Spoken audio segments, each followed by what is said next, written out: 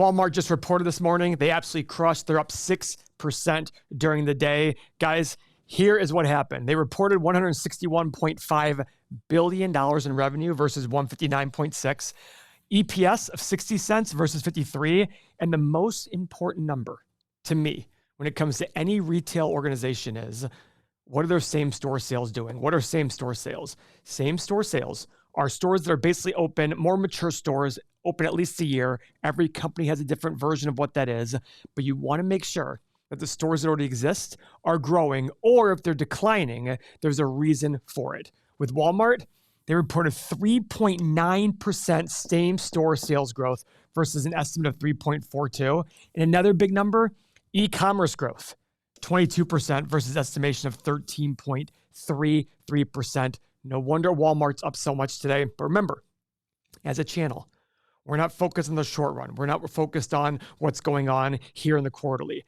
I personally prefer they miss so the stock goes down. Why? Well, because I think not every company can beat. And when you find a great company that misses, it might be an opportunity to buy shares at a lower price. So if this is new for you, I want you to follow our channel. The reason being is we do 4 or 5 videos a day. I apologize. I meant 4 or 5 videos a week reacting to what happens in the market, what happens in the economy, what happens in business. So if you want to learn more about that and get an idea of our process, subscribe to the channel so you can get this acclimated in your head and get yourself submersed into a different way of thinking. Remember, these are awesome numbers, but this should not dictate whether you buy Walmart or not.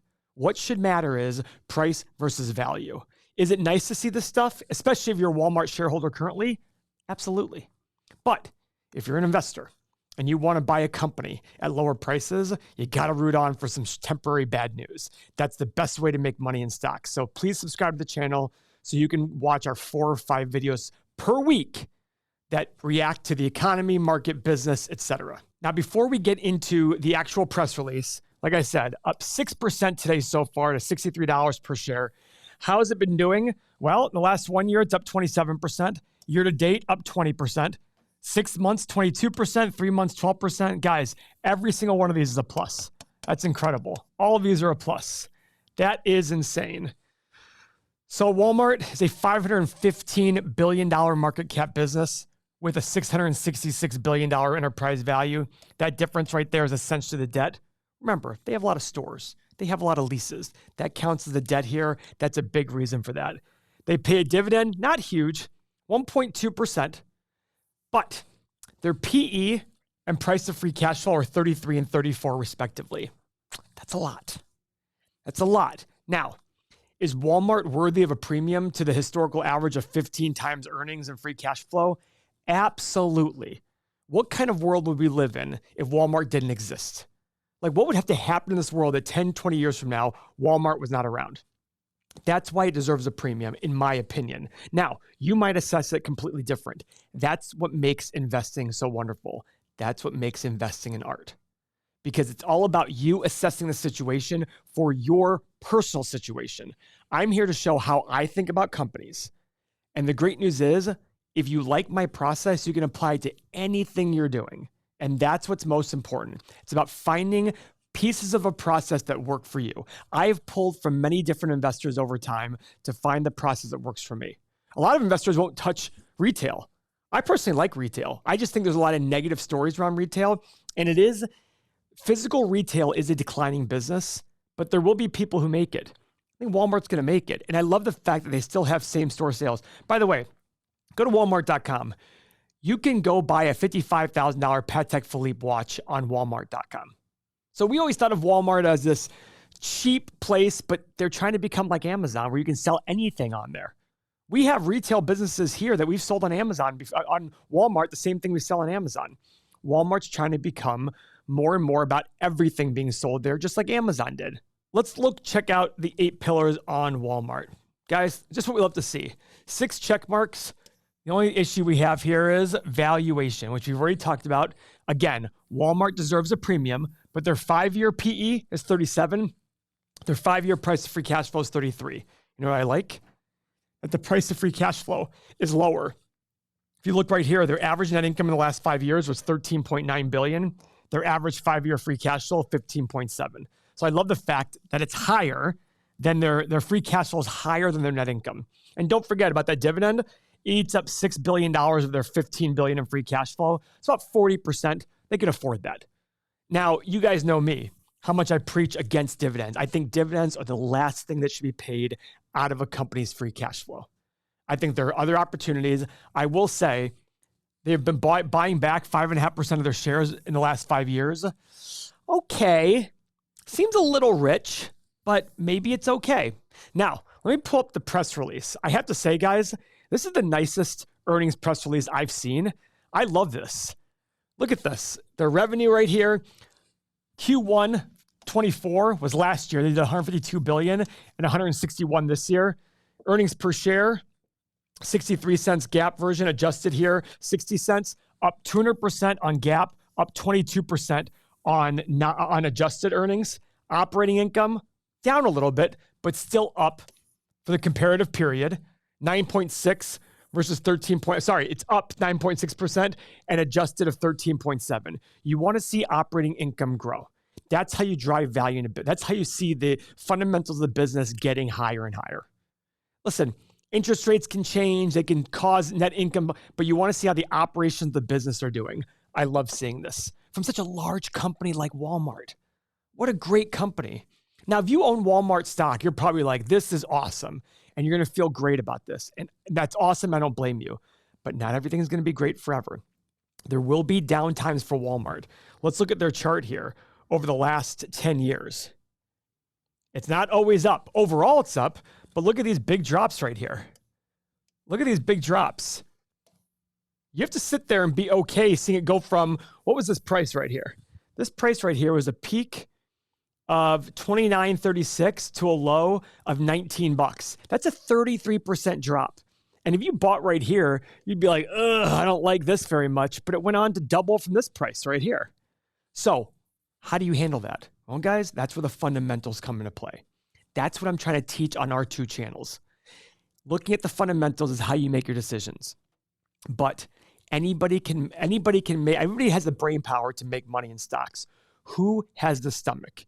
That's what we're trying to teach here. We're trying to focus here on the emotional aspect because the emotions are what drive. Guys, some of the worst financial decisions anybody has ever made is based on emotions. I'm guilty of it. Warren Buffett's guilty of it. You're guilty of it. And that's okay. It's about being aware of that and then changing that outlook. That's what I'm here to do. I used to think investing was 90% fundamentals and 10% emotion. That's flipped. I heard somebody recently say it's 50-50. It is not 50-50.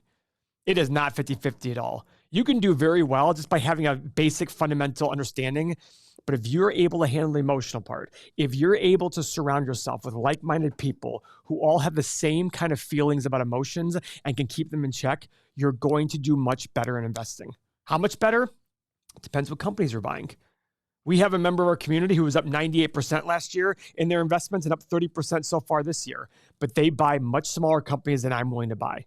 But they apply the same process to themselves and to those small companies that they do to the big companies. It's just about how you evaluate the future. There's no magic bullet in investing. But when it comes to the emotional part, if you're able to keep your emotions in check, you will do better. It's rare to be able to make great investment decisions with high emotions. So how do you work on that? Like I said, don't sit at home alone, worrying alone as stocks go down, as stocks go up, having FOMO, etc.